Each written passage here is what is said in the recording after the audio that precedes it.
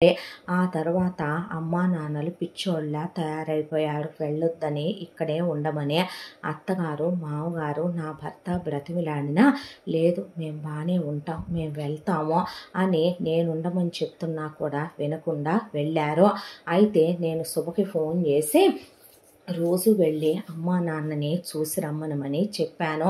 ఇక్కడి నుంచి వెళ్ళిన అమ్మా నాన్నలు తమ్ముడు చిన్నప్పటి జ్ఞాపకాలు గుర్తొచ్చే వాళ్ళకి ఎంతైనా వాడు పుట్టక పుట్టాడని, చిన్నోడని, మొదటి నుంచి వాడంటే మా అందరికీ ఇష్టం, అమ్మా నాన్నలకి ఇంకా ఇష్టం, ఎంతైనా మగపిల్లోడు అనే దాంతో వాడు పోవటం తీసుకోలేని వాళ్ళు పాయిజన్ తాగి సూసైడ్ చేసుకునే శుభ వెళ్ళేపాటికి శవాలుగా పడుండేసరికి దెబ్బ మీద దెబ్బల నా గుండెల మీద మళ్ళీ అదొక సమ్మెట పోట్లా పడిపోయింది.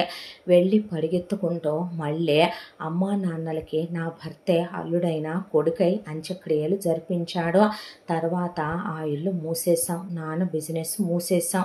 ఆ తర్వాత అక్కడున్నాయన్నీ సీల్ చేయించేసి శుభని జాగ్రత్తగా ఉండమని చెప్పి రాజు రాబోతున్నాడు అని చెప్పింది శుభ.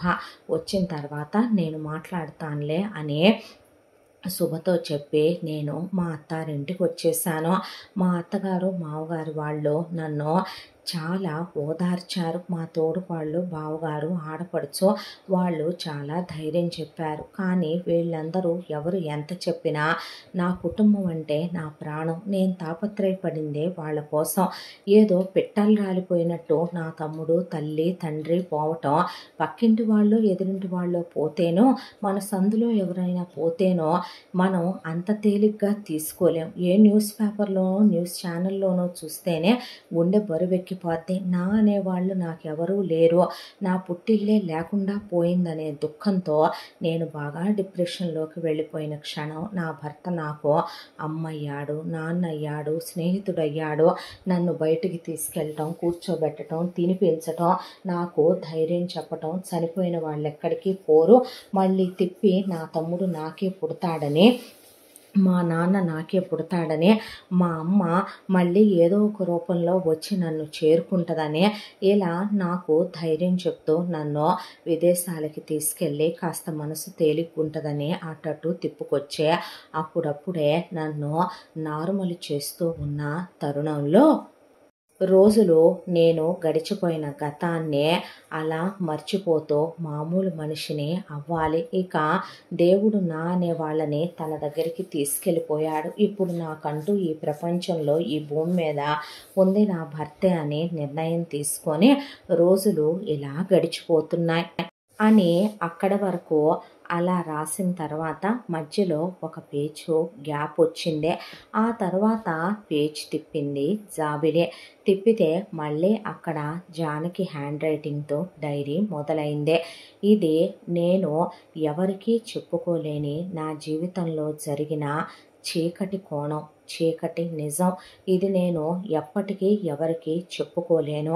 ఈ డైరీ నా భర్త నా కోసం ప్రెజెంట్ చేశాడు. నాకు ఆయనకి మధ్య జరిగే సంతోషకరమైన విషయాలైనా, నేను బాధపడే సందర్భాలైనా ఇందులో రాసుకోమని. కానీ నేనిప్పుడు ఇందులో ఏం రాయాలి? నేను ఎవరికీ చెప్పుకోలేని నా గుండెల్ని పిండేసే ఒక పచ్చి నిజాన్ని ఇక్కడ నేను రాసుకోకపోతే నా గుండె బరువు రోజు రోజుకి పెరిగిపోతుంది. నిజానికి నేను ఎవరిని ప్రేమించలేదని నా భర్తకి చెప్పిన మాట పచ్చి అబద్ధం. నేను కాలేజీకి వెళ్ళిన తర్వాత రాజు మొదటగా ఇష్టపడింది నన్ను. నా వంపు సొంపుల్ని, నా అందాన్ని చూసి రాజు తప్పించిపోయేవాడు. కానీ నేను చాలా రిజర్వ్డ్గా ఉండటం, నేను మాట్లాడకపోవటం చూసి నా మాటల కోసం, నాతో ఫ్రెండ్షిప్ చేయటం కోసం శుభని జస్ట్ ఒక ఐటెంగా వాడుకున్నాడు. శుభకి ఒక ఐ లవ్ యూ బిచ్చం పడేశాడు. అది ప్రేమలో మునిగిపోయి పేకల్లోతున తేలిపోతూ ఉంటే రాజీవ్ నాతో ఫ్రెండ్షిప్ చేస్తూ మేమిద్దరం అనుకోకుండా చాలా క్లోజ్ అయిపోయాం.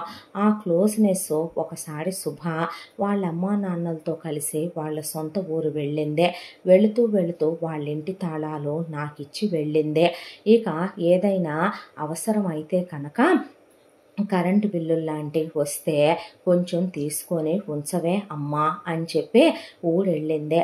అనుకోకుండా ఒక రోజున నేను కరెంటు బిల్లు తీస్తున్నారని నేను శుభ వాళ్ళ ఇంటి దగ్గరికి రాజీవ్ని తీసుకొని వెళ్ళాను. కరెంటు బిల్లు అతను వచ్చి కరెంటు బిల్లు ఇచ్చి వెళ్ళిన తర్వాత రాజీవ్ ఇక వెళదామా అని నేను అంటుంటే నన్ను గట్టిగా కౌగిలించుకున్నాడు. ఆ తరువాత ఒక ఆడదానికి ఎక్కడెక్కడ ఫీలింగ్స్ వస్తాయో అక్కడంతా టచ్ చేసి నన్ను గట్టిగా పట్టుకొని లిప్ లాక్ పెట్టాడు. నేను కాదనలేకపోయాను. నేను నా కుటుంబం కోసం, నా తమ్ముడి కోసం, మా అమ్మా నాన్నల కోసం నేను అతన్ని ప్రేమిస్తున్నా. ఆ ప్రేమని నేను అతనికి చెప్పలేకపోతున్నానని అతనికి తెలుసు. దాంతోనే రాజు నన్ను ఎత్తుకొని బెడ్రూమ్లోకి తీసుకెళ్ళి ఒక్కొక్కటిగా నా ఒంటి మీద బట్టల్ని తొలగిస్తూ అతను నాతో క్లోజ్ అయ్యాడు. ఆ ఒక్కరోజే అతనికి నా మీద ఎంత ఆశ ప్రేమ ఉందో నాకు తెలిసిందే. ఏమీ వాడకుండానే ఆ రోజంతా క్లోజ్ అవుతూనే ఉన్నాం. అలా రోజు ఏదో ఒక వంకతో వాళ్ళ ఇంటికి వెళ్ళి అక్కడ క్లోజ్ అయ్యి మళ్ళీ ఎక్కడ అరేంజ్ చేసి వచ్చేవాళ్ళం. ఆ తర్వాత 3 రోజులు గుర్తొచ్చింది ఏమీ వాడలేదని. అప్పుడు భయం వేసి నేను టెన్షన్ పడుతుంటే ఐపిల్ తెచ్చిచ్చాడు. వాడాక నాకు పీరియడ్స్ వచ్చి టెన్షన్ తగ్గింది. అలా మేము ఆ నెల రోజులు శుభలేనప్పుడు క్లోజ్ అయ్యి ఆ తర్వాత నుంచి మేమిద్దరం రాజీవ్ వాళ్ళ ఫ్రెండ్ రూమ్ తాళాలు తెచ్చేవాడు రాజీవ్ వాళ్ళ ఇంటికి తీసుకెళ్ళేవాడు నన్ను. అలా డిగ్రీ 3 సంవత్సరాలు కొన్ని వేల సార్లు ఫిజికల్గా క్లోజ్ అయ్యాము మేము. కానీ శుభతో నువ్వు అనేసరికి కావాలనే శుభతో గొడవ పెట్టుకున్నాడు. ఆ తర్వాత ఇద్దరం పెళ్లి చేసుకుందామనే అనుకున్నాం.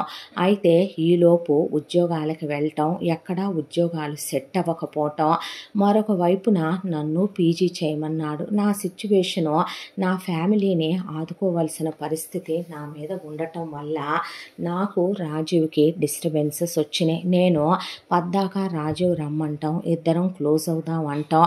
ఒకరోజు విసుకొచ్చి చెంపదెబ్బ కొట్టి ఇక మీదట ఇవన్నీ మానేద్దాం, జరిగిందేదో జరిగింది, నీ బ్రతికేదో నీది, నా బ్రతికేదో నాది, పద్దాక నన్ను విసిగించొద్దు అంటే మన ఇన్నాళ్ల కలయిక, మన ఇన్నాళ్ల పరిచయాన్ని ఎలా మర్చిపోయి అలా మాట్లాడగలుగుతున్నావు అనేసరికి ప్లీజ్ నన్ను వదిలేయని తిట్టేసి వచ్చేసాను. ఆ తర్వాత నా మీద కోపంతోనే పీజీలో చేరాడు.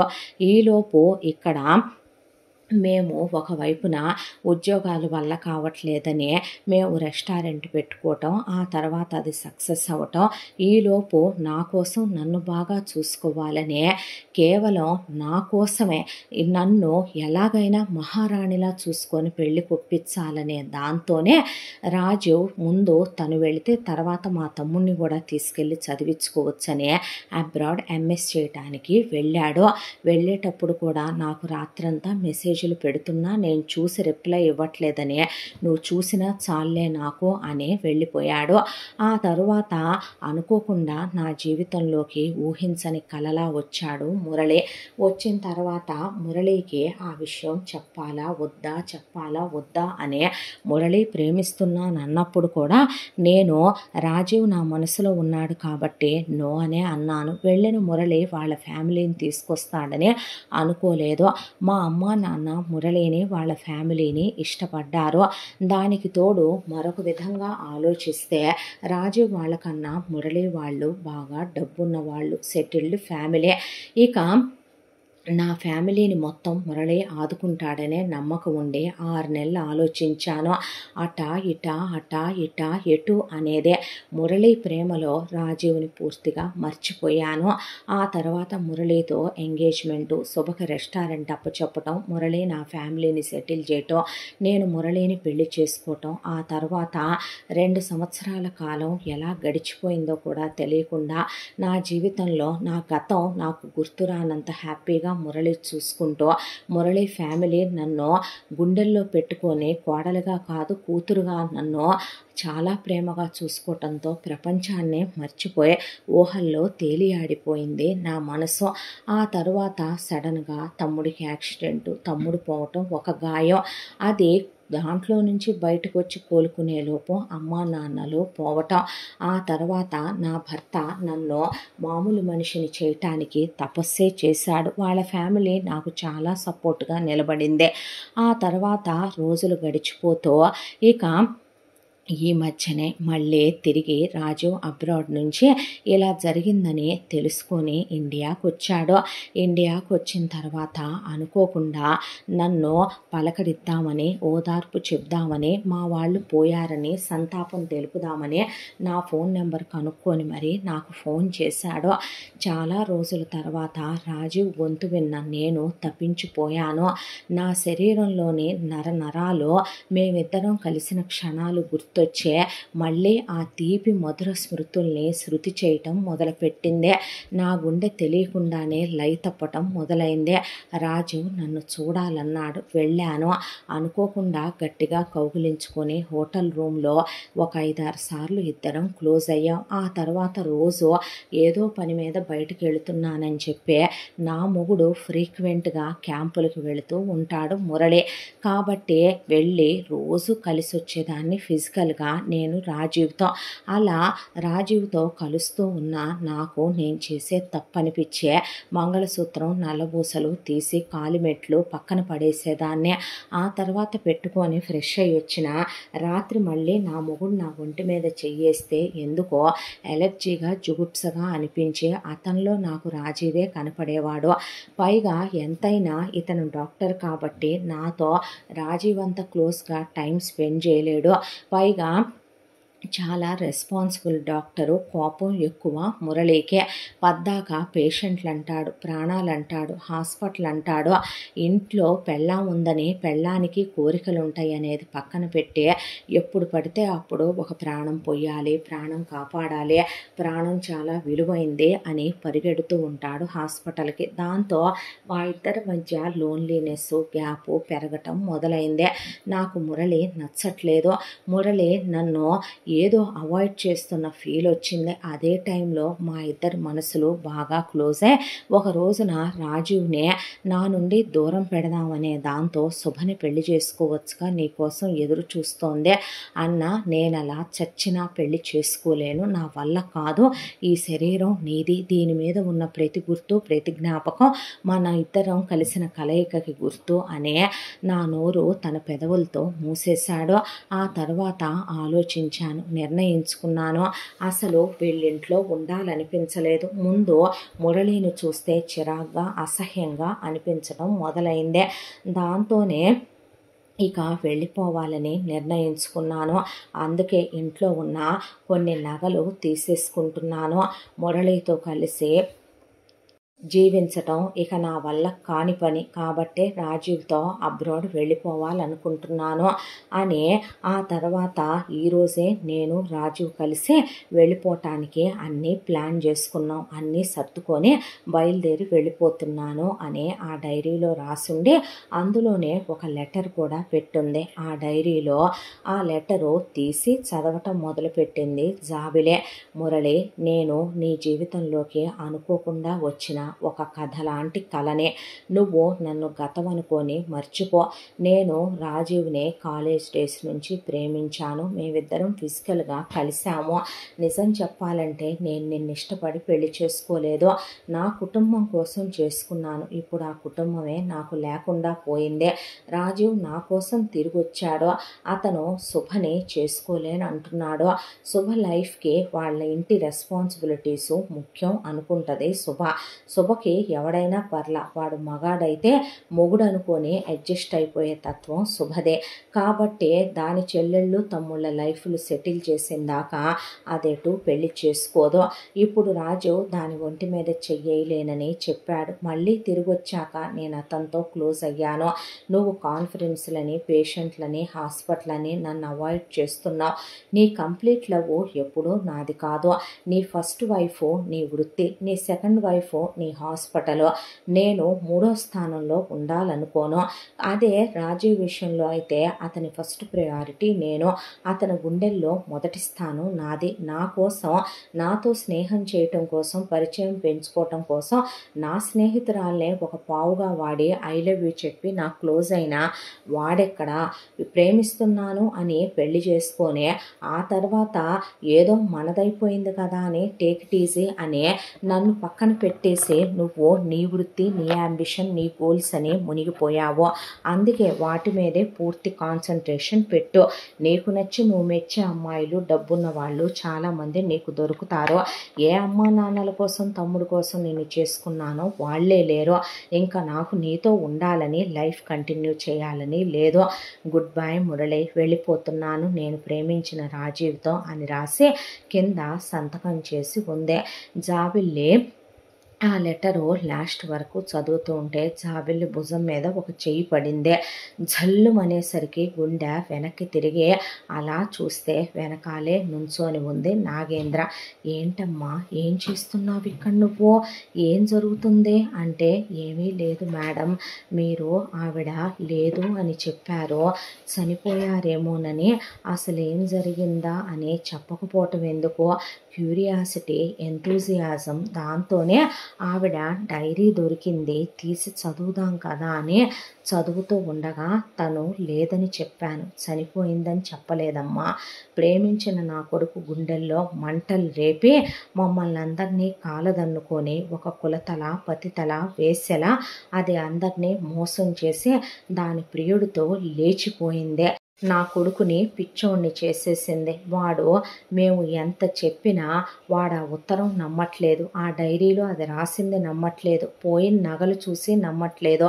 అది వాడిని మోసం చేయలేదని, ఇదంతా అబద్ధమని, అది తిరిగి వస్తుందని, అది డిప్రెషన్లో ఉండి వాళ్ళ అమ్మ నాన్న తమ్ముడిని మర్చిపోలేక ఎక్కడికో వెళ్ళిందని వాడు పిచ్చోడైపోయి, చూడమ్మా చూడు, నా కడుపులో చిచ్చు పెడుతూ అలా తాగుడికి బానిసైపోయి చీకటి గదిలో ఉంటూ దాన్ని నిలువెత్తు ఫోటో చేయించుకొచ్చి పెట్టి, అది రాదురా తిరిగని మేము ఎంత చెప్తున్నా అది పతివ్రతని, పతిత కాదని, దాని మీద మేమందరం నిందలేస్తున్నామని తండ్రిగా ఆయన్ని షర్టు పట్టుకొని చెంపదెబ్బ కొట్టి, అన్నను కొట్టి, వదిన్ని కొట్టి, నన్ను కొట్టి, వాడు చెల్లెల్ని, చెల్లెలు భర్తని కొట్టి, అందరినీ తిట్టి, చివరికి ఇలా గదిలో తనకు తానే జైలు శిక్ష చేసుకొని అలా ఎంతెంత డ్రగ్స్ తీసుకుంటున్నాడో చూడమ్మా, వాడిని వాడే మర్చిపోయేంత. ఎంత మా కడుపులో చిచ్చులు పెట్టెళ్ళినా అది బాగుపడుద్దంటావా చెప్పు అనేసరికి ఆవిడ లేదు అని మీరన్నప్పుడు చనిపోయిందని సానుభూతి కలిగిందే. కానీ ఇలాంటి బజారుదని తెలిసిన తర్వాత, ఇలాంటి వేశ్య, కులత, పతిత అని తెలిసాక అసహ్యం వేస్తోంది మేడం అనేసరికి ఆ మాట పూర్తి అవ్వకముందే చెంప మీద లాగి ఎవరో కొట్టినట్టు అనిపించి జాబిలికి కళ్ళు బైర్లు కమ్మి ముక్కుల్లోంచి నోట్లోంచి బ్లడ్ పడిపోయి ఒక్క తోపు తోస్తే ముడి ఊడిపోయి కింద పడిపోయింది నాగేంద్ర. వెళ్ళే, ఒరే ఆ పిల్లను కొడతావేంట్రా అంటే, ఏం తెలిసే నీకు నా భార్య గురించి, నా భార్య కులత, పతిత, వేశ్య, తను బజారుదా, అసలు ఎవత్తివే నువ్వు, ఎవడు రమ్మన్నాడే నిన్ను నా గదిలోకి, ఆఫ్టర్ ఆల్ పాచి పని చేసుకునే దానివి నువ్వు, వచ్చి అక్కడ ఫుడ్ పెట్టేసి వెళ్లకుండా ఫోటోల దగ్గరికి వెళ్ళటం, డైరీలు తీసి చదవటం, పర్సనల్ లెటర్స్, డైరీస్ చదవకూడదని నీకు తెలీదా, ఇంకొకసారి నువ్వు నా రూములోకి వచ్చినా కనిపించినా చెప్పుతో కొడతాను, నడవ్వే బయటికని జుట్టు పట్టుకొని బయటికి లాక్కొస్తుంటే అందరూ లేచి నిలబడి, ఆ పిల్లని కొడతావేంట్రా, ఆ పిల్ల చదివిన దాంట్లో అబద్ధం ఉందా, ఆ పిల్ల చదివిన దాంట్లో ఏమైనా నిజం లేదా అనేసరికి, ఏంటే నిజం, నా పెళ్ళాం పతితన్నది నిజమా, అవును నిజమే, అదే దాని ప్రియుడితో లేచిపోయిందన్నది నిజం, అది వర్జిన్ కాదన్నది నిజం, పెళ్లికి ముందే వాడితో కాల్జాడిందన్నది నిజం, నువ్వు దేవుడు ఎవరు దిగొచ్చి చెప్పినా కూడా నేను ఆ మాట నమ్మను. ఎందుకో తెలుసా, తనతో ఫస్ట్ నైట్ రోజున కలిసిన మొగుణ్ణి నేను, మగాణ్ణి నేను, డాక్టర్ని నేను, నా భార్య వర్జినో కాదో నాకు తెలీదా, నా భార్య అంతకుముందు ఎవరినైనా ప్రేమించిందో లేదో నాకు తెలీదా, తను దేవత, తను ఎలాంటిదో నాకు మీ అందరూ సర్టిఫికెట్ ఇస్తే నేను నమ్ముతానా, అమ్మా నువ్వు వర్జినో కాదో నాన్నకు కన్ఫర్మేషన్ ఏడ్చిందా, వదిన అవునో కాదో మన అన్నకి ఏడిసిందా? చెల్లి అవునో కాదో దాని మొగుడికి తెలుసా? ఎందుకు తెలియదురా? మేం పతివ్రతలం. మరి మీరే పతివ్రతలైతే నా భార్య కూడా పతివ్రతే. నా భార్య నా కోసం తిరిగొస్తదే. నన్ను వదిలి తను ఉండలేదు. నా బావమరిది పోయాడని, అత్తమామలు పోయారనే దుఃఖంలో పిచ్చిది ఎక్కడికో వెళ్ళిపోయిందే. దాంతోనే ఇలా రాసిపెట్టి వెళ్ళిందే. నా జానకి నా కోసం వస్తుందని ఇంట్లో వస్తువులన్నీ పగలగొట్టేసి ఇంకొక్కసారి నా గదిలోకి వచ్చి ఎవరైనా నా పెళ్ళాం గురించి తప్పుగా మాట్లాడితే మిమ్మల్ని ముక్కలు ముక్కలుగా నరికి నా జానకొచ్చిందాకా జైల్లో కూర్చుంటానని లోపలికి వెళ్ళి డోర్ వేసేసుకున్నాడు మురళి. దాంతో ఆ అమ్మాయిని పట్టుకొని కూర్చోబెట్టి చెంపల మీద వాతలు తేలిపోయినాయి జాబిలికి. అయ్యయ్యో అని ప్రియాంక ఫస్ట్ ఎయిడ్ బాక్స్ తెప్పిస్తే సురేంద్ర ఇంజెక్షన్ ఇచ్చి సారీ అన్నారు. అన్నాక పర్లేదండి అన్న తర్వాత, నువ్వన్నమాట నిజమేలేమ్మా, బజారు వాటిని బజారీ అంటే నిజాలు తీసుకోరు ఇలాంటి వెర్రి వెంగళప్ప వెధవలు. మా కర్మ కొద్దీ మాకు పుట్టాడు వీడు, ఏం చేయము అంతా మా రాతని ఆ అమ్మాయికి ఇంజెక్షన్ ఇచ్చి ఫస్ట్ ఎయిడ్ చేసి రెస్ట్ తీసుకో 2 days అని చెప్పాడు సురేంద్ర. ఆ తర్వాత నుంచే రోజు భోజనం తీసుకెళ్ళాలి అని అనిపించినప్పుడల్లా ఆ గదిలోకి వెళ్ళాలంటే భయం వేయటం మొదలుపెట్టింది జాబిలికి. దాంతో పడుకున్నాడా లేదా అని 1కి 4 సార్లు తొంగి చూసి మురళి అన్నీ అక్కడ పెట్టి పారిపోయి వచ్చేది బయటికి. ఇలా ఒక 6 నెలల కాలం కాలచక్ర ప్రవాహంలో అలా గడిచిపోయింది. ఆ తరువాత ఒక రోజున ఇంట్లో పరిస్థితులు బాలేదు, మనసు బాలేదు, ఎవరికి వాళ్ళు అంతా దిగుల్లో చీకట్లలో ఉన్నట్టు అనిపిస్తోంది అనే దాంతో వీళ్ళందరూ కలిసి ఒక స్వామీజీ దగ్గరికి వెళ్ళాలని దాంతోపాటు ఒక ట్రిప్పు ప్లాన్ చేసుకున్నారు. ట్రిప్పు ప్లాన్ చేసుకొని ఎకాఎకిన ఆ ట్రిప్పు వీళ్ళు ప్లాన్ చేసుకుంది కూడా ఒక నెల రోజుల పాటు. దాంతో ఇక రాజేంద్ర భార్య నాగేంద్ర, పెద్ద కొడుకు కోళ్ళు మనవరాలు, కూతురు అల్లుడు మనవరాలు, వియ్యంకుడు వియ్యపురాలు అందరూ బయలుదేరుతూ ఉంటే ఒకవైపున మురళిని రమ్మనమంటే మత్తులో లేనప్పుడు చెప్పుతో కొడతాను వెళ్ళమని తలుపులు మూసేశాడు మురళి. దాంతో పోనీ నువ్వురా మాతో పాటు అంది ప్రియాంక జాబిల్లిని. అంటే అదొచ్చేస్తే వాడికెవడు ఫుడ్ పెడతాడే, ఏమైపోతాడు వాడు, తిండి కూడా లేకపోతే మనం వచ్చేసరికి శవమై మిగులుతాడు, ఏమనుకోకమ్మా నువ్వు ఉండి కాస్త ఇల్లు చూసుకుంటూ వాడికి టైంకి అంత ముద్ద పెట్టు తల్లి అంటే, నేను చూసుకుంటానులేండి మేడం మీరు వెళ్ళి రండి అంది జాబిలి. అన్నాక అంతా వెళ్ళిపోయారు.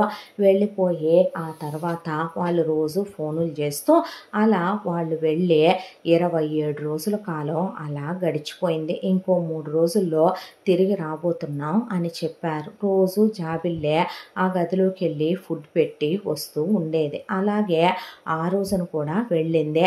వెళ్ళేసరికి మురళి అలా పడిపోయింది, కొంచెం కదులుతున్నాడు. టెన్షన్ అనిపించి ఫుడ్డు అక్కడ పెట్టేసి వెనక్కి తిరిగి వద్దాం అనుకునేలోపు ఆ టెన్షన్లో ఎక్కిళ్ళు మొదలయ్యాయి జాబిలికి. చూస్తే పై ఫ్లోర్లో ఉంటాడు మురళి. కింద ఫ్లోర్కి వెళ్ళి మంచినీళ్ళు తాగేలోపు ఆ అమ్మాయికి వస్తే గుండెక్కిళ్ళు వస్తాయి చిన్నప్పటి నుంచే. వచ్చిన ఒక 60 సెకండ్ల లోపు ఆ అమ్మాయి మంచినీళ్ళు తాగేయాలి, లేదంటే కళ్ళు తిరిగి పడిపోద్ది. ఆ అమ్మాయికి ఆ జబ్బు ఉంది. దాంతో పక్కనే గ్లాసులో ఏదో డ్రగ్గు కలిపి పెట్టుకున్నట్టున్నాడు మురళి. ఆ విషయం తెలియక జాబిలి ఆ నీళ్లు గటగట తాగేసింది. తాగిన తర్వాత మురళి ఇక కాస్త మెసులుతూ ఉన్నాడు. అప్పటిదాకా అతను వేసుకున్న డ్రగ్గు అతనికి పూర్తిగా ఎక్కినట్టు లేదు. ఇంకో డోసు జాబిల్లి తాగేపాటికి జాబిల్లికి మైకం కమ్మి లోకమంతా అదోలా కనపడుతూ ఇక వెళ్ళి బెడ్ మీద ఉన్న మురళి మీద పడిపోయింది. పడేసరికి జాబిల్లి బాడీ ఫ్రేగ్రెన్స్ అచ్చం ఆమె శరీరం నుంచి వచ్చే వాసన జానకిలా ఉండటం, దానికి తోడు ఆమెని కౌగిలించుకోగానే జానకిని కౌగిలించుకున్న ఫీల్ రావటంతో ఇక ఆమెని దగ్గరికి తీసుకుంటూ ఉండగా జాబిలి కూడా కాదనకుండా ఆ అపస్మారకంలో ఆ మత్తులో మురళితో క్లోజ్ అయిపోయింది. అలా వాళ్ళు ఇక 2 రోజుల పాటు ఫిజికల్గా క్లోజ్ అవుతూ ఇద్దరు ఒకళ్ళతో ఒకళ్ళు ప్రపంచం తెలియకుండా క్లోజ్ అయిపోయే 3వ రోజున వెళ్ళిన వాళ్ళంతా తిరిగి వచ్చారు. నాగేంద్ర వీడెలా ఉన్నాడో ఏంటో ఏంటో పిల్లేది అని అడిగితే అందరూ అమ్మాయి గారు 2 రోజుల నుంచి కనపట్లేదమ్మా, ఏమైందిరా అని ఆవిడ అలా ముందు కొడుకు రూమ్ డోర్ తీసేసరికి బట్టలు లేకుండా ఒకే బెడ్షీట్లో కొడుకు ఆ అమ్మాయి కనపడేసరికి ఆ అమ్మాయిని తట్టి ఆవిడ లేపేసరికి లేచిన అమ్మాయి బట్టలు లేకుండా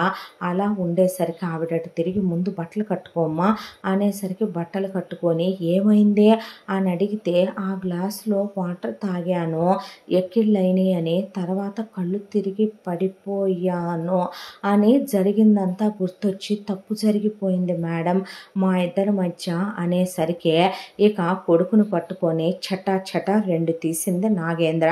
తీసేసరికి అప్పటి వరకు మత్తులో ఉన్న ఆ మొత్తంతా దిగిపోయింది మురళికి.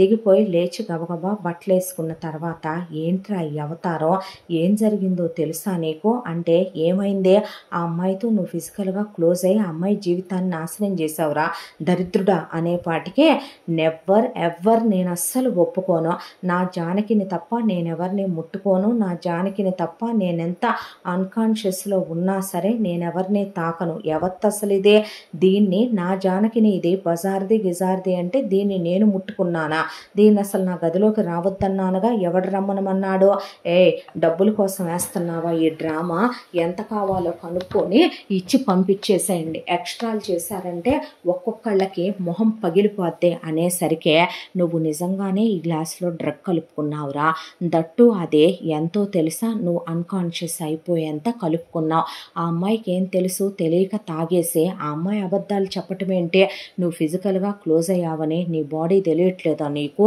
నువ్వు డాక్టర్ రాస్కెల్ అది తెలియదు అనుకోకు అనే తండ్రి అన్న అనేసరికి అయితే ఏంటి ఇప్పుడు అన్నాక మీరు గొడవలు పడొద్దు మేడం, తప్పు నా వల్ల కూడా జరిగిందిగా, నేనే ఇంట్లో నుంచి వెళ్ళిపోతాలేండి పోతే అన్నాడు మురళి. అనేసరికి నాగేంద్ర ఆలోచించిందే. వెంటనే మొగుడిని, పెద్ద కొడుకు, కోడల్ని, కూతురు, అల్లుడిని, వియ్యంకుడు, వేపరాల్ని పిలిస్తే ఎంతకాలం ఇలా ఉంటాడు, జరిగిపోయిన గతంలో ఆ పోయిన జానకిని తలుచుకుంటూ మంచో చెడో దేవుడే కలిపాడు వీళ్ళిద్దరిని అనే దాంతో నీ వల్ల తప్పు జరిగింది, ఒక ఆడపిల్ల జీవితం మన ఇంట్లోకి వచ్చాక నాశనమైంది, ఆ పిల్లకి ఎవరూ లేరు, అనాథ దిక్కులేంది, నువ్వే ఆ పిల్ల బ్రతుకులో నిప్పులు పోసావని తెలిస్తే నలుగురు కాండ్రిచ్చి ఉమ్ముతారే, కడుపో కాలో వస్తే మూసుకొని ఆ పిల్లని పెళ్లి చేసుకో అంటే ఏంటి, మీకేమైనా పిచ్చి పట్టిందా, తెక్కెక్కిందా, వెర్రిబాగుడు వాగితే దవడ పగిలిపోద్ది, నా సంగతి తెలీదు, నా జానకి నా కోసం తిరిగి వస్తుంది, రాదురా అది లేచిపోయిందే, నువ్వు వద్దని, నువ్వు కాదని, నువ్వు ఇచ్చేసుకొని చాలట్లేదని, నీ మగతనం దాన్ని సంతృప్తి పరచట్లేదని, అది దాని ప్రియుడితో పోయిందిరా సిగ్గులేని ఎదవా, ఇంకా దానికోసం చూస్తా కూర్చొని ఆ పిల్లకి అన్యాయం చేస్తావా అనే బలవంతంగా హోడాహోడీగా వెళ్ళు పోట్లాడే, అటు చేసి ఇటు చేసి అటొప్పించి ఇటొప్పించి ఆ తర్వాత ఇంట్లోనే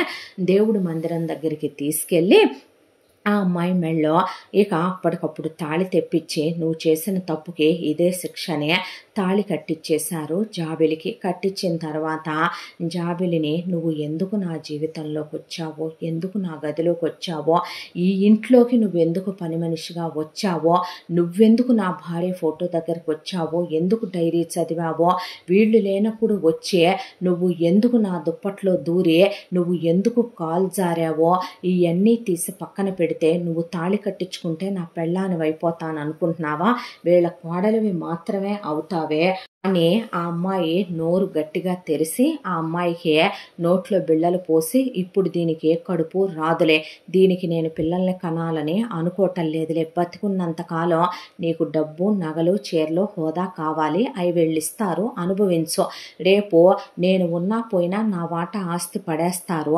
దానికోసమేగా నువ్వు ఇలా దిగజారిపోయింది, నా జానకి నా కోసం వస్తుంది, నేను నా జానకిని తప్ప నిన్ను తాకలేను కూడా, అది నా జానకి తెలుసు, నా జానకి తప్ప నన్నెవరూ నమ్మరో, నువ్వు నా గదిలోకి వస్తే నరికేస్తా నిన్ను, నన్ను మళ్ళీ నువ్వు ఫుడ్ అని అవని ఇవని తీసుకొచ్చి నా గదిలోకి వచ్చావో నీ ప్రాణం తీస్తాను, అందరూ కలిసి నా జానకి ద్రోహం చేయించారని లోపలికి వెళ్ళిపోయాడు మురళి. ఆ తర్వాత కూర్చుండిపోయింది జాబిలి.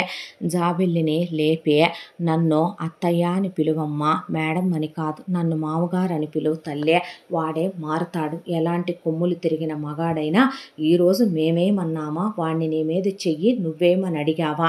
పెళ్ళాం అంత గుర్తున్నవాడైతే పెళ్ళాన్నంత మైమరిచిపోయి నీతో వాడు క్లోజ్ అవ్వలేదో, మరి ఇన్ని రోజులు ఎలా క్లోజ్ అయ్యాడో ఒక్క క్షణమైనా నీ ముఖం వాడి పెళ్ళాం ముఖం వేరని వాడికి తెలియకుండా ఉంటుందా? ఎంత మత్తులో ఉన్నా కాస్త మనసు నిదానించుకోమ్మా, ఎలాగోలాగా నువ్వే వాడిని దాడికి తెచ్చుకో. వాడే మెల్లగా నువ్వే ఏదో ఒక మోహిని అస్త్రాన్ని ప్రయోగించి నీ వాడిని చేసుకో. అత్తని అమ్మని కాదుగా, ఇంతకన్నా చెప్పలేను, నీ తల్లే చెప్పిందనుకో అనే నాగేంద్ర రాజేంద్ర లోపలికి వెళ్ళిపోయారు. సురేంద్ర, వాడు మారతాడనే నమ్మకం ఉంది, నువ్వు మార్చుకోగలవు అన్న తర్వాత నన్ను ఇహ నుంచి అక్క, ఆయన్ని బావా అని పిలవాలి, అర్థమైందా? నేను నీ సొంత తోడబుట్టిందా అని అనుకో, ఏం పర్వాలేదు, కాలం ఎలాంటి వాళ్ళనైనా మార్చుద్దని చెప్పి వెళ్ళాక నువ్వు టెన్షన్ పడకు వదినా. ఎందుకు అన్నయ్య ఇవాళ నీ ఒంటి మీద చెయ్యాలన్నదే దైవేచ్ఛ, రేపు వాడే మారిపోతాడు చూడు, నీ విలువ తెలుసుకొని మేము వెళుతున్నాం ఇంటికని అక్కడి నుంచి వర్ష వెళ్ళిపోయింది. ఆ తరువాత రోజు మురళి పడిపోయి ఉన్న టైంలోనే వెళ్ళి మురళిని చూసుకొని ఇక మురళికి ఆ అమ్మాయి భోజనం టిఫిను అక్కడ పెట్టుకొని పనులన్నీ చేయించి వచ్చేదే. దేవుడి దగ్గర అలా గంటలు గంటలు కూర్చొని గుళ్ళు గోపురాల చుట్టూ తిరుగుతుంటే ఆ అమ్మాయికి ఒక అన్లిమిటెడ్ కార్డు ఇచ్చింది అత్తగారు. ఏంటిది అత్తయ్య అంటే, మీ మామగారు ఇమ్మన్నారమ్మా, నీకు ఖర్చులుంటాయిగా. నాకేం ఖర్చులుంటాయి? ఏం ఖర్చులేంటి? షాపింగ్ చేసుకోవా? ఏం ఖర్చులేంటి? నగలు కొనుక్కోవా, చీరలు కొనుక్కోవా? ఏం ఖర్చులేంటి? గుళ్ళు గోపురాలు నీ మొగుడు మారాలని తిరుగుతున్నావుగా, ఖర్చులుండవా ఏంటి అనేపాటికి నా జీవితంలో ఇక ఆ సుఖం ఒకటే మిగిలిందంటారు మీరు అనేపాటికి ఆ పిల్ల ఉసురు వీడు ఇంకా ఎన్నాళ్ళు పోసుకుంటాడో, ఏందో వీడేంటో వీడి గోలేంటో అంటూ కాలచక్ర ప్రవాహంలో ఇలా ఇంకొక 6 నెలల కాలం గడిచిపోయింది. ఆ తరువాత ఎప్పట్లాగానే హాస్పిటల్కి వెళ్ళినటువంటి రాజేంద్ర సురేంద్రకి ఏదో ఆపరేషన్స్ ఉన్నాయని రాజేంద్ర ముందే బయలుదేరి ఇంటికి వస్తున్న వాడల్లా పెద్ద యాక్సిడెంట్ అయ్యి కారుకి రాజేంద్ర అక్కడికక్కడే స్పాట్లో కారులో నుంచి కింద పడిపోయి ఒక రాయికి తల తగిలే బాగా బ్లడ్ పోయి బ్రెయిన్ డెడ్ అయ్యి చాలాసేపు ప్రయత్నించినా కూడా బ్రతికించలేక మనిషి పోయాడు. ఆయన పోయేసరికి శవాన్ని తీసుకొచ్చి ఇంటి ముందు పడుకోబెడితే గుండెలు బద్దలైపోయేటట్టు నాగేంద్ర జుట్టంతా పీకేసుకొని చీరంతా చించేసుకొని రాజేంద్ర శవం మీద పడి ఏడుస్తుంటే సురేంద్రకి ప్రియాంకకి వచ్చిన ఎవరికి కన్నీళ్ళు ఆగలేదు. జాబిల్లి అలా ఏడుస్తూ కూర్చుండిపోయింది. బయటకు వచ్చిన మురళి తండ్రికి వయసు అయిపోయింది, తండ్రి పోయాడు అనుకోవాలా, లేదంటే కనుక ఈ వయసులో కూడా ఇన్నేళ్ళు కాపురం చేశాక తండ్రి పోయాడని అమ్మ బాధపడుతుంది. మరి నా జానకి ఏమై ఉంటుంది, నా జానకి అసలు ఉందా లేదా అని అలా కూర్చొని నా కోసం రావా జానకి అని ఆలోచించుకుంటూ వైట్ డ్రెస్ వేసుకొని అలా కూర్చున్నాడు. ఆ తర్వాత వాళ్ళ నాన్న అంత్యక్రియలు పెద్ద కొడుకే చెయ్యాలి కాబట్టి చేసి వచ్చిన తర్వాత మందు బాటిల్ పెట్టుకొని తాగుతూ మత్తులో పడిపోయాడు మురళి. పడిపోయిన తర్వాత ఇక మిగతా వాళ్ళంతా ఆయన దినదివస కార్యక్రమాలు సంతాపాలు వచ్చి వెళ్ళేవాళ్ళు. ఇక వాళ్ళ హడావిడిల్లో వాళ్ళుండగా రాజేంద్ర పోయి వారం రోజులు అయ్యిందో అవలేదో ఇంకా దశదిన కర్మకాండలు అవ్వకుండానే నాగేంద్ర తెల్లారేపాటికి మనిషి చచ్చిపడుంది మంచం మీద.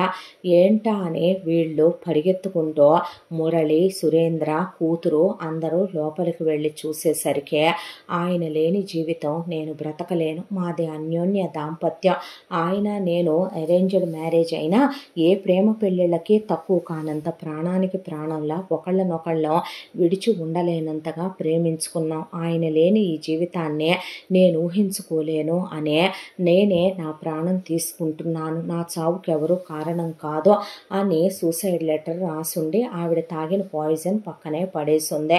దాంతో అమ్మా అని కూతురు పెద్ద కొడుకు పడిపోతే మురళి కూర్చుండిపోయే ఇన్నేళ్లు కాపురం చేసిన నాన్న పోతేనే అమ్మ ఆ విషయం తీసుకోలేకపోయిందే. మరి నేను నా రాబోయే జన్మలన్నిట్లో కూడా జానకే భార్య కావాలనుకోనే అంత ప్రేమిస్తే నా జానకి నన్ను వదిలి వెళ్ళిపోతే టేక్ ఇట్ ఈజీ పాలసీ అని తీసుకోమన్నావేమ్మా. నాన్న పోయిన వారమే నువ్వు ఉండలేకపోయావే. నా జానకి పోయి ఇన్ని రోజులైపోతే నన్ను మందు తాగుతున్నానని డ్రగ్స్ తీసుకుంటున్నానని ఎందుకు అన్నావే అని అలా కూర్చున్నాడు బాధపడుతూ. చిన్న కొడుకుగా తనే అన్నీ జరిపించాలి కాబట్టి తీసుకెళ్ళి అంత్యక్రియలు చేయించి వచ్చారు. ఆ తర్వాత ఇలా ఒక నెల రోజుల కాలం గడిచిపోయింది. ఒక రోజున టెర్రస్ పైకి వెళ్ళి సురేంద్ర ఏదో ఫోన్ కాల్ మాట్లాడుతూ ఉంటే ఇంట్లో వాళ్ళంతా ఎవరి పనుల్లో వాళ్ళు కూర్చుంటే ప్రియాంక వెక్కిళ్ళు పెట్టి ఏడ్చింది జాబిల్లిని వాటేసుకొని.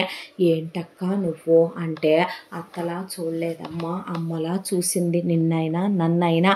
అలా మామైపోతే తీసుకోలేక పోవాలా చెప్పు, మనందరం లేమా చెప్పు, తినటానికి ఉండటానికి లోటా చెప్పు, అలా వెళ్ళిపోయింది అన్యాయం చేసంటే జాబిల్లి కూడా దుఃఖమాగక వెక్కిళ్ళు పెట్టి ఏడ్చిన తర్వాత ఇప్పుడే వస్తాను అని లోపలికి వెళ్ళింది ప్రియాంక. ఫోన్ వచ్చిందని. ఈలోపు ధడేల్మని పెద్ద శబ్దం వచ్చేపాటికే పరిగెత్తుకుంటూ ఇంట్లో వాళ్ళంతా వెళుతుంటే జాబిల్లి వెనకాలే వెళ్ళిందే. వెళ్ళేసరికి మురళి కూడా పరిగెత్తుకుంటా వచ్చాడు. సురేంద్ర పైనుంచి ఎలా పడ్డాడో 7 అంతస్తుల మీద నుంచి కింద పడటం, కింద వాళ్ళు కొండరాళ్ళు అందంగా ఉంటాయని కూర్చోటానికని పరిపిస్తే ఆ రాయి మీద తల తగలటం, దాంతో వెంటనే వీళ్ళు హాస్పిటల్కి తీసుకెళ్ళినా అప్పటికే బ్రెయిన్ డెడ్ అయిపోయిందని చెప్పి శాయశక్తులా ప్రయత్నించినా బ్రతకలేదని శవాన్ని తెచ్చేపాటికే కుప్పకూలిపోయింది ప్రియాంక.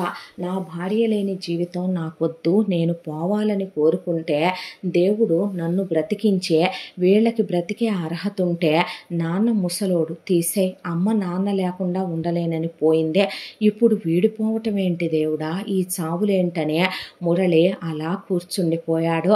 గుండె బద్దలైపోయేలాగా ప్రియాంక ఏడుస్తూ జాబిల్లి ఓదారుస్తున్నా, వర్ష ఓదారుస్తున్నా ప్రియాంక దుఃఖం కట్టలు తెంచుకున్నాక మురళియే అన్నకి తలకొరివి పెట్టి కర్మకాండలు జరిపించి వచ్చాడు. పోలీసులు ఎంక్వైరీ చేసి చూస్తే అసలే పైన టెర్రస్ గార్డెన్ ఉంది, నాచు పట్టడం కామను. మీ అన్నగారు ఆ టైంలో వెళ్ళి ఫోన్ మాట్లాడటం, దట్టు రెయిన్ పడి ఉండటం వల్ల మేబీ కాలు స్కిడ్ అయిందో ఏమోనండి. అక్కడైతే ఏ ఆనవాళ్ళు లేవో. ఆయన పోయింది చాలా న్యాచురల్గానే ఉందని కేసు కొట్టేశారు వాళ్ళు. అలా రాజేంద్ర యాక్సిడెంట్ కేసు అలా పోయింది, నాగేంద్ర సూసైడు అలా పోయింది, ఇప్పుడు సురేంద్ర అలాగే పోయాడు. ఆ తరువాత ఇక ఇలా ఒక 2 నెలల కాలం గడిచిపోయింది. ఒక రోజున పనమ్మాయి కేవమని పెద్దగా కేకేసేపాటికి ఏమైందని పరిగెత్తుకుంటూ వెళ్ళారు మురళి జాబిలే. వెళ్ళేసరికి ప్రియాంక ఫ్యాన్కి ఉరేసుకొని యాలాడుతూ కనిపించింది. మామయ్య లేని జీవితం బ్రతకలేనని అత్తయ్యందే. నా భర్త నా ప్రాణం, ఆయన లేని బ్రతుకు నాకొద్దు, పాప బాధ్యత నువ్వు తీసుకో మురళి, దాన్ని నీ కూతురే అనుకొని పెంచు, మీ అన్నయ్య లేకుండా నేను ఉండలేను, ఇదే నా కడసారి వీడ్కోలు, నా చావుకి ఎవరూ కారణం కాదు అని రాసి కింద ప్రియాంక సంతకం చేస్తుంటే పోలీసులు తలకాయ పట్టుకొని కూర్చొని ప్రియాంక బాడీని దించి ఆ తర్వాత పోస్ట్మార్టం చేస్తే న్యాచురల్గానే ఉరేసుకొని పోయిందని తెలియడంతో ఇక శవానికి ఖననం కార్యక్రమాలు అయిపోయినాయి. పిల్లని ప్రియాంక పుట్టింటి వాళ్ళు ప్రియాంక షేరు పిల్ల పేరు మీద రాసి మీరే ఉంచుకోండి అని రజనీని ఇక్కడే వదిలేసి, పోయిన కూతురే రాదు, ఇంకా మనవరాల్ని తీసుకెళ్ళి మేమేం చేసుకుంటామని చేతులు దులుపుకొని వెళ్ళిపోయారు వాళ్ళు. ఆ తరువాత వర్ష, నరేష్ వాళ్ళ అమ్మా నాన్నలు దిగుల్లో కూరుకుపోయారు. ఒకే ఇంట్లో ఇలా వెంటనే 4 మనుషులు పోవటం ఏ చిన్న విషయమో కాదనే హోమాలు యజ్ఞాలు యాగాలు చేయించమనమని చెప్పిపోయారు మురళికే. మురళికి అసలు మనసులో లేదో, ఇలా ఒకళ్ళ తర్వాత ఒకళ్ళు పోవటం ఏంటో ఏదో ఉప్పిన కొట్టినట్టనే ఆలోచనలో మునిగిపోతే జాబిలే ఇంటి వ్యవహారాలు చూసుకుంటూ పాపని దగ్గరికి తీసుకొని తన దగ్గర పడుకోబెట్టుకుంటూ పాపని తనే ఇక మర్చిపోమ్మా నేనున్నానుగా నీకు అంటే పిన్ని అని వాటేసుకొని ఏడిస్తే అమ్మా నాన్న ఎక్కడికి వెళ్ళరు నీ చుట్టూనే ఉంటారు తల్లి అనే భోజనం తినిపించటం పిల్లని స్కూల్కి పంపించటం అన్నీ చూస్తూనే ఉన్నాడు మురళి. ఆ తర్వాత ఒక రోజున రజనీని ఎప్పట్లాగే జాబిలి పడుకోబెట్టుకొని మురళి పక్క రూమ్లోనే పడుకొని నిద్రపోతూ ఉండగా మురళి ఫోన్కి ఫోన్ వచ్చిందే. ఫోన్ వచ్చేసరికి మురళి ఫోన్ ఎత్తే ఆ రోజు పెద్దగా తాగల, ఒక 5-6 పెగ్గులే తాగాడు మనసు బాగాలేదని. అయితే సార్ హాస్పిటల్ తగలబడిపోతుంది సార్ అని చెప్పేపాటికి వాట్ అని హాస్పిటల్ దగ్గరికి చాలా వేగంగా కారు డ్రైవ్ చేసుకుంటూ వెళ్ళేసరికి హాస్పిటల్ మొత్తం భగభగమని అగ్నికి అప్పటికే చాలా వరకు ఆహుతైపోయి తగలబడి బయట వాళ్ళు లోపలికి లోపల వాళ్ళు బయటికి రావడానికి లేకుండా అయిపోతే ఎంతమంది ఉన్నారు ఇడియట్ లోపల అంటే ఎవ్వరు లేరు సార్. ఒక్క సిస్టర్ కానీ ఒక్క పేషెంట్ కానీ ఎవ్వరూ లేరు లోపల. మేము అసలు ఇంకా డాక్టర్స్ అందరూ కూడా బయటకు వచ్చారు ఎవరూ లేరు అని అనుకుంటున్నాము సార్ అనే లోపు లోపల నుంచి పెద్దగా నరేష్ గోపాలరావు కేకలు మమ్మల్ని కాపాడండి అని వినపడుతుంటే ఈలోపు ఫైర్ వాళ్ళకి ఫోన్ చేస్తే ఫైర్ వాళ్ళు రావడానికి వీళ్ళ హాస్పిటల్ ఉన్న ఏరియాకి 3 గంటల పైన టైం పట్టుద్ది. వాళ్ళు పైన ఉన్నటువంటి ల్యాబ్ ఫ్లోర్లో ఇరుక్కుపోయారు. దట్టు ల్యాబ్ రూమ్లో అన్ని కెమికల్స్ ఉన్నాయి. అక్కడ మంటలు అంటుకున్నాయి అంటే ఏమీ లేదు అంటూ ఉండగానే ఆ రూమ్ బ్లాస్ట్ అయిపోయే శవాల ఆనవాళ్ళు కూడా తెలియకుండా వర్ష భర్త నరేష్ వర్ష మామగారు గోపాలరావు ఇద్దరు బూడిదైపోయారు, అగ్నికి ఆహుతైపోయారు. పోలీసులు వచ్చి ఇదే వింత వైష్ణవ మాయ మెడికల్ మిరాకిలా మాకు అర్థం కాలేదు.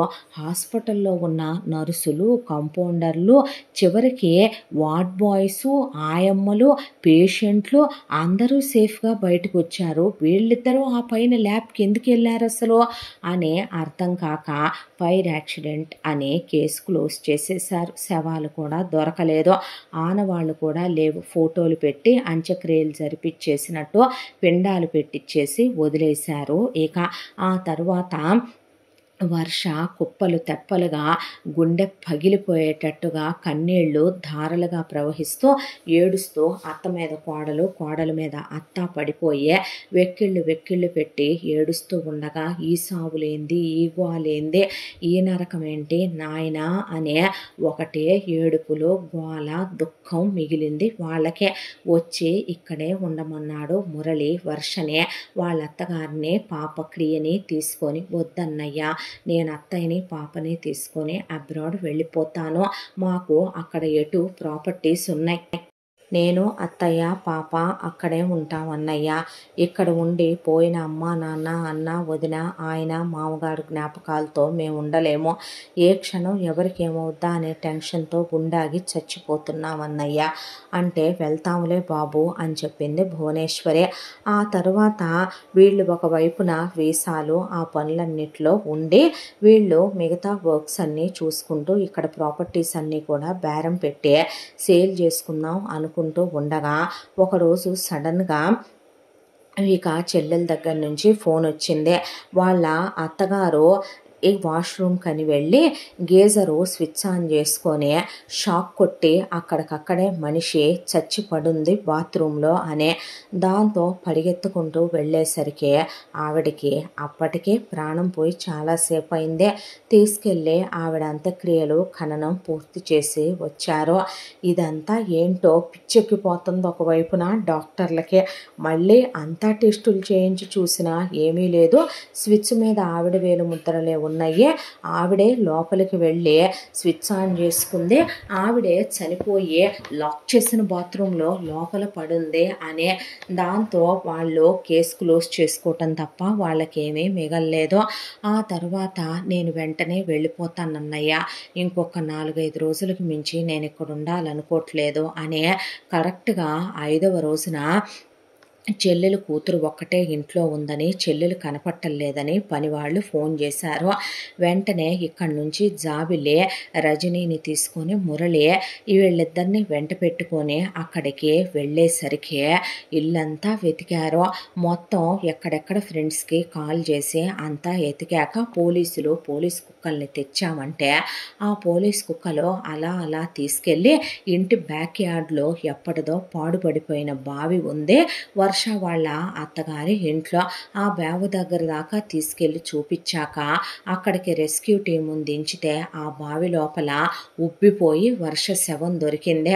దాంతో అక్కడే కూర్చుండిపోయింది జాబిలి. పిల్లలిద్దరు కళ్ళు మూసేసి ఒకవైపున మాట పలుకు రాక మురళి అలా గోడకి చారగిల పడిపోయాడు. మనిషి హతాశులైపోయారు పోలీసులు. పోస్ట్మార్టంకి తీసుకెళ్తే న్యాచురల్గానే బావిలో పడి పోయినట్టు ఉంది అంటే పని వాళ్ళందరినీ కనుక్కుంటే అసలు అమ్మగారు అక్కడికి ఎందుకు వెళ్ళారో ఎందుకు పడ్డారో మాకేమీ తెలియదు బాబు, ఇంటికైతే ఎవరూ రాలేదని వాళ్ళని ఎంక్వైరీ చేస్తే వాళ్ళ తప్పేమీ లేదని, వాళ్ళ ఇంట్లో సీసీ క్యామ్స్ కూడా ఉన్నాయి. పోలీసులు అంతా తిరిగి చూస్తే ఎవ్వరూ లేరు, ఎవ్వరూ కనపట్లేదు, పనివాళ్ళు ఎవరూ లేరు.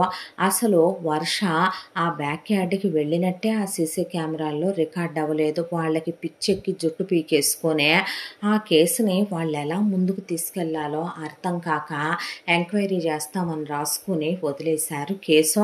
ఆ తర్వాత పిల్లలిద్దరినీ జాగ్రత్త అండి, ఉంచకండి, మీకు ఏదో ముసిచ్చినట్టుందే అని అందరూ చెప్పేసరికి ముందు ఇమీడియట్గా రజనీని ఆ తర్వాత క్రియని ఇద్దరిని కలిపి ఒక హాస్టల్కి పంపించేశాడు మురళి. పిల్లలిద్దరూ హాస్టల్కి వెళ్ళిపోయారు. వెళ్ళిపోయిన తర్వాత తను జాబిల్లి మాత్రమే ఇంట్లో మిగిలారు.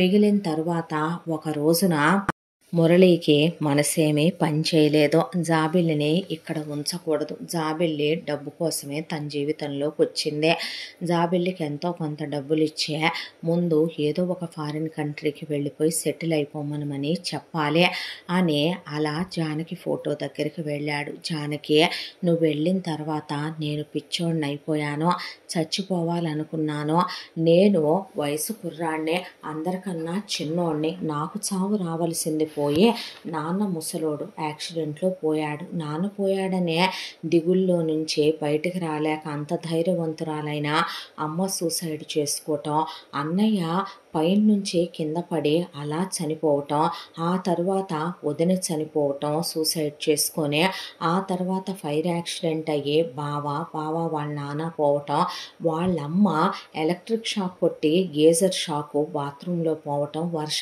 బావిలో పడిపోవటం, పిల్లల్ని హాస్టల్కి పంపించాల్సి రావటం. ఏంటి ఏం జరుగుతుంది నాకేం అర్థం కావట్లేదురా. నా చుట్టూ ఒకవైపు చూస్తేనేమో నేను దీని ఒంటి మీద చెయ్యేశాను అంటున్నారు, నా కల్లోనైనా నా ఊహల్లోనైనా నిన్ను తప్ప ఎప్పుడైనా ఎవరినైనా తలుచుకున్నానా జానకి? ఎవరి మీదైనా నేను చెయ్యేస్తానా? నేను ఎంత అన్కాన్షియస్గా ఉన్నా నీకు తెలీదు. నేను రోజు హాస్పిటల్ నుంచి రాగానే నీ మీద నా స్టెప్ వేసి నిన్ను దగ్గరికి లాక్కొని నిన్ను ముద్దు పెట్టుకోకుండా నాకు రోజు గడుస్తుందా? నీతో ఎన్ని కబుర్లు చెప్పేవాడిని. నేను రిపోర్ట్స్ అన్నీ స్టడీ చేస్తుంటే నా ఒళ్ళో పడుకోబెట్టుకొని నీకు ఏంటది అని నువ్వు అడిగితే ఆ రిపోర్ట్స్ అన్నీ నీకు చదవటం నేర్పించలేదు నేను. నువ్వు ఎంబీబీఎస్ చదవకుండానే డాక్టర్ అయిపోయామని నిన్ను నేను ఆట పట్టించేవాడినా లేదా? మనం ఎలా ఉండేవాళ్ళం? అలాంటిది నువ్వు తప్పు చేశావు అంటున్నారు, నన్ను మోసం చేశావు అంటున్నారు. నన్ను వదిలి ఎందుకు వెళ్ళావు జానకి? అమ్మ నాన్నని మర్చిపోలేకపోయావా? తమ్ముడు అలా పోవటం తీసుకోలేకపోయావా? ఎక్కడున్నావే? ఎప్పుడొస్తావే? అసలు ముందు ఇలా వీళ్ళందరూ పోయారు, ఇక నాకైతే అడ్డు చెప్పేవాళ్ళు ఎవరూ లేరు. ఈ జాబిల్లిని ఇమీడియట్గా ఈ ఇంట్లో నుంచి పంపించేయాలి.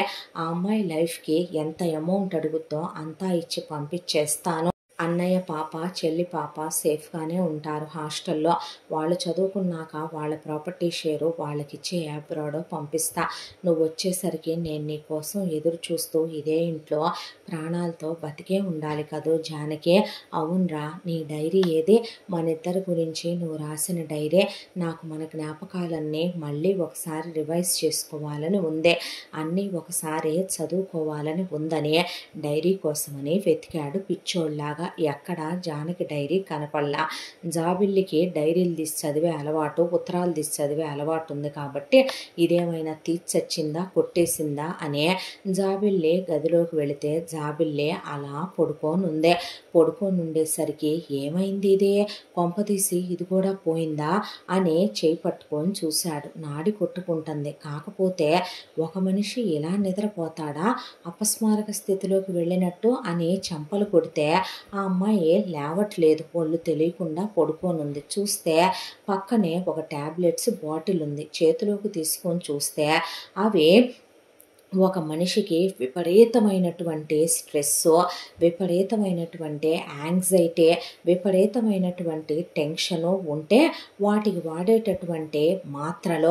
ఈ మాత్రలు ఇదెందుకు వాడుతుంది అసలు, దీనికి వాడాల్సిన అవసరం ఏంటి, ఇది వాడటం ఏంటి, దీనికి అంత స్ట్రెస్ టెన్షన్ ఎందుకు పెరిగిపోయినాయి, ఇంట్లో ఒకళ్ళ తర్వాత ఒకళ్ళు చచ్చారు కదా అని వాళ్ళందరూ సవాలు చూసి ఇది టెన్షన్ పడుతుందా ఏంటి అని ఆ ట్యాబ్లెట్లు తీసుకొని చూస్తే ఆ ట్యాబ్లెట్లు ఆ రోజే వచ్చినట్టు పక్కన ఉన్న కవర్ మీద రాసుండి అందులో 30 ట్యాబ్లెట్లు ఉండాల్సిన 20 ఉన్నాయి.